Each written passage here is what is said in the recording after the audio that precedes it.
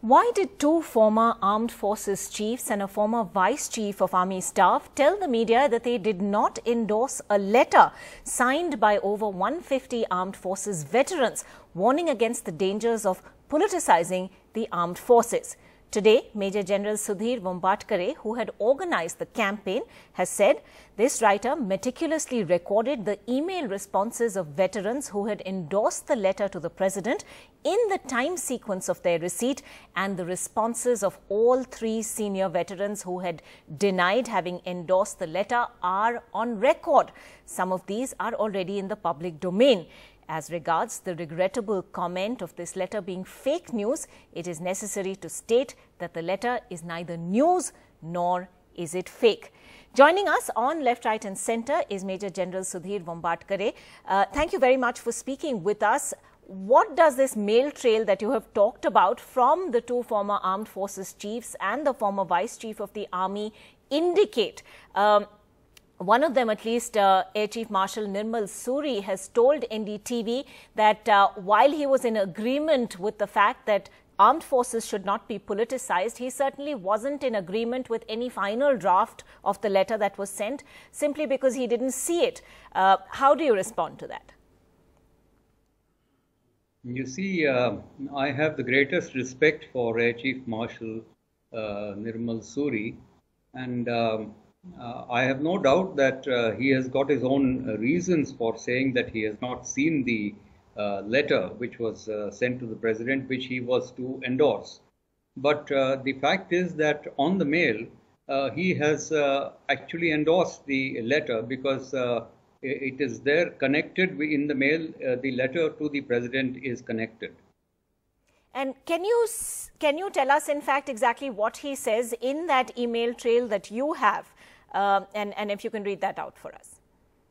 Oh, I'm sorry, I don't have it in front of me, but if I recall right, he has said, at the end, he says, I endorse this, and I am endorsing it in the context of what he has said earlier. All right, we have that highlighted letter also with us, but at the same time, why do you believe, Major General Vombatkare, that at least two armed forces chiefs of the army and the air force have spoken out now in retrospect, and a third veteran of the armed forces as well? Why are they distancing themselves from this letter now? I really cannot say why they are distancing themselves. They must be having their own reasons, and I respect their reasons and for doing whatever they are doing. The fact remains that I have recorded the consent of all the people, all the veterans to whom I sent the mails. I have recorded them in time sequence, and I have told them also that it has been recorded and sent it to them. But you're saying Air Chief Marshal Suri was in fact shown the final draft of the letter as well?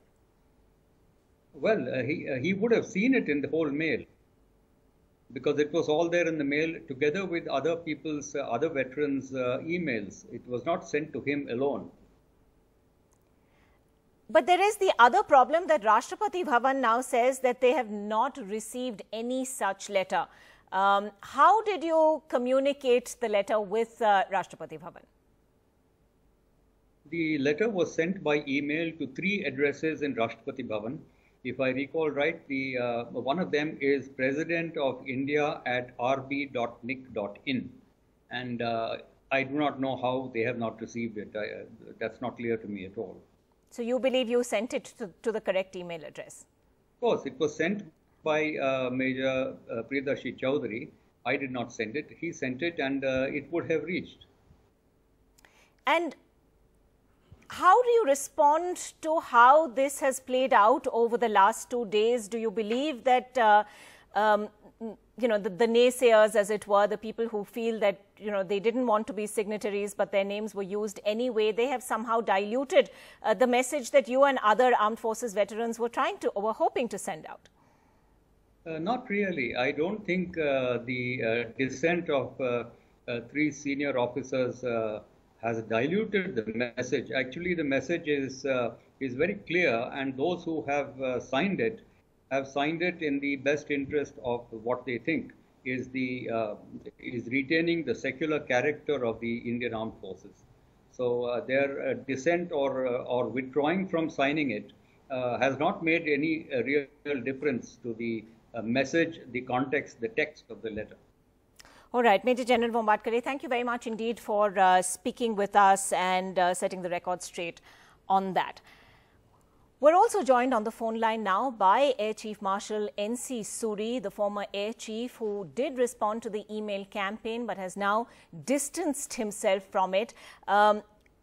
Thank you, sir, very much for speaking with us. Now, we just heard from Major General Vombatkare, who says the final draft of the letter would have been in the mail trail that you received.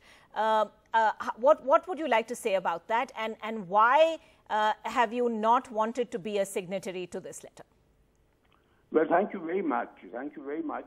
I'd firstly like to begin by stating that as far as the armed forces is concerned, they are my family. So I am not on a 1v1 against the armed forces. I'm speaking on a concept that a certain mail has been sent to me to which I have responded, which I think your Major General has just said that I have responded. Now, what have I responded is what I want to read out to you.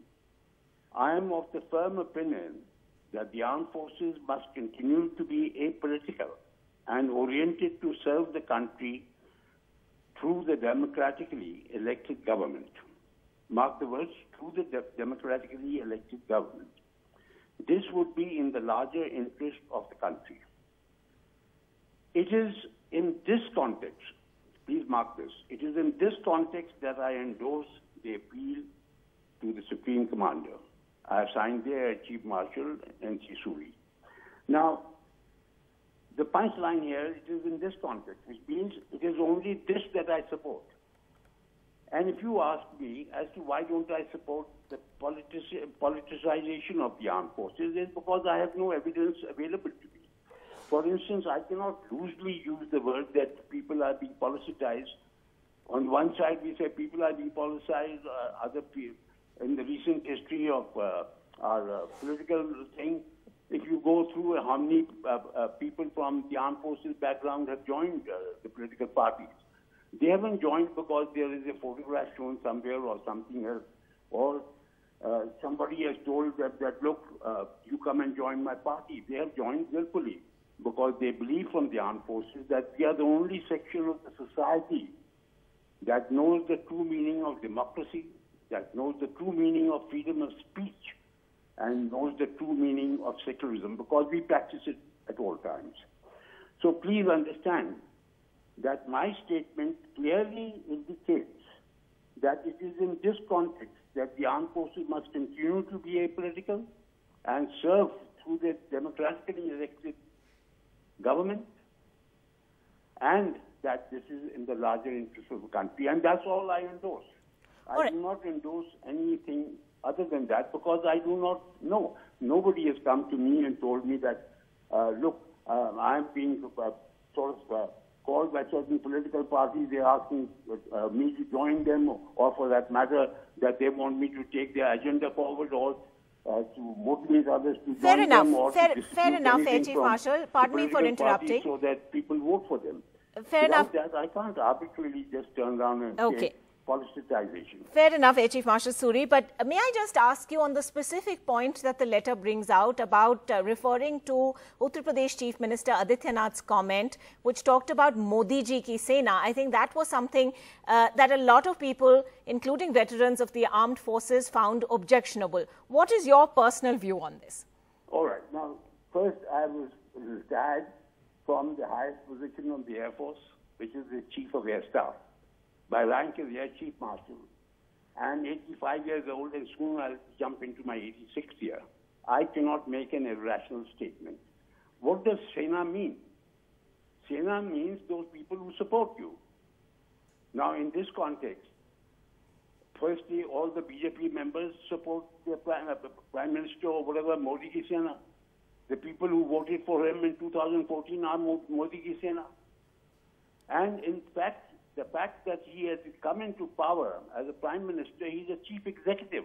And therefore, anyone who is an Indian has to acknowledge him as the Prime Minister and the Chief Executive. And therefore, all of us are his Sena. and no armed forces is no exception to it.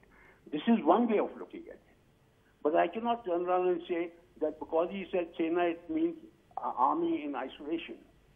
You see, these are the contradictions that are coming in my mind, and before I put my pen to paper or I say something, yes, I have to be very, very clear because I have retired from a responsible position.